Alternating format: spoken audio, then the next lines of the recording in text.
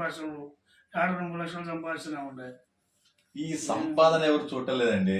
వ్యవసాయం అనే మాట అనగానే అమ్మో మేము ఇయ్యం పిల్లని అనే దశకు వచ్చింది. వాళ్ళు అనుకుంటున్నారు వ్యవసాయం చేస్తే మా అమ్మ ఏదో అడవి కష్టపడుతుంది అనుకుంటున్నారు, కానీ ఇప్పుడు ఎవరు పంపుతున్నారండి చాలా కాడికి ఇంటికానే ఉంటుండే వాళ్ళు కూడా. ఇది పిల్లలే కాదండి, తల్లిదండ్రులు కూడా ఏమనుకుంటున్నారంటే నీకు 25 ఉన్నా 50 ఎకరాలు ఉన్నా కానీ అమ్మో వ్యవసాయం అంటే మేము ఇయ్యం, మా అమ్మాయి 10,000 రూపాయల ఉద్యోగం ఉన్నా చాలు బస్తీలో బతకాల, బండి మీద తిరగాల అనే ఆలోచన తల్లిదండ్రులకు కూడా ఉందండి. అదే చూస్తున్నారు ఇప్పుడు అంత జనాలు కూడా. 25 ఎకరాలు 50 ఎకరాలు ఉన్నా కానీ అని పిల్లల్ని తాట ముందుకు రావట్లేదు. వాడికి 20,000 30,000 ఏ ఎకరం లేకున్నా కానీ 20,000 30,000 జీతం ఉన్నవాడికి వాణి పెళ్ళిళ్ళు అవుతున్నాయి. అదే ఇప్పుడు వచ్చిన ప్రాబ్లం. అసలైతే వాస్తవంగా అమ్మాయిలు తక్కువ ఉన్నారు. ఏది అమ్మాయిలు చాలా మంది తక్కువ ఉన్నారు, అబ్బాయిలు ఎక్కువ ఉన్నారు.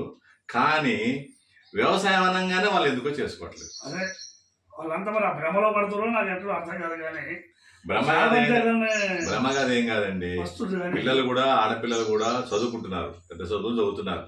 వాళ్ళకి మట్టి ఏంది, వ్యవసాయం ఏంది, పొలం ఏంది అనేది వాళ్ళకి తెలియదు.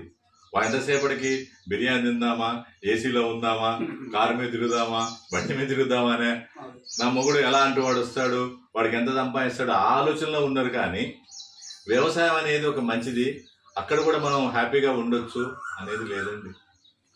కొంతమంది ఇట్లా కూడా ఆలోచిస్తున్నారు. ఎలా నన్ను వ్యవసాయం చేసేవాడికి ఇచ్చారు,